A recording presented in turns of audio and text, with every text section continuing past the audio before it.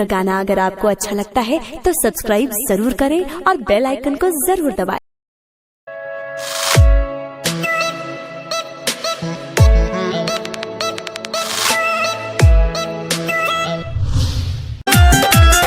Music by Vikesh भोजपुरिया। निक न पाका लागेला धाका, अच्छा तोहे मोड़ैया के।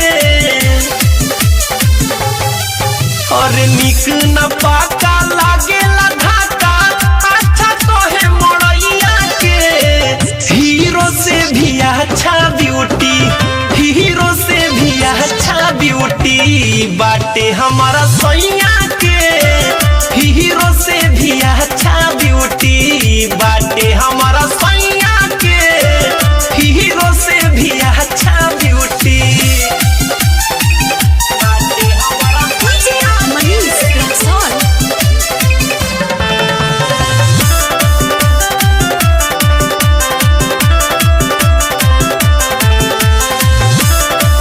आप सुन रहे हैं अमित पटेल की आवाज में।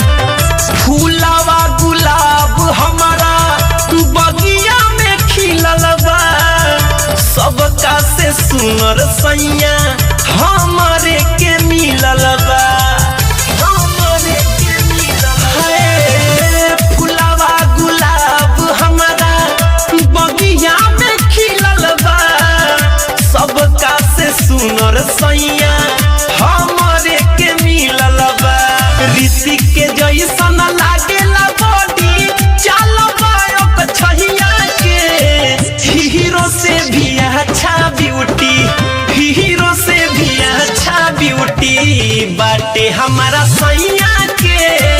हीरो से भी अच्छा ब्यूटी बाटे हमारा सैया के।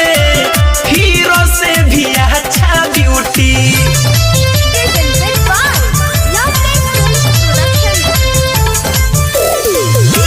मनीष रक्सौल। Music by Vikesh Bhojpuriya. कोई दिल पागल हमके जब आँख मारे ले, अमित मुकेश हंस के दिलवाई काढ़े ले। दिलवाई काढ़े हो कोई दिल पागल हमके जब आँख मारे ले, अमित दिवाकर हमारा दिलवा के काढ़े ले।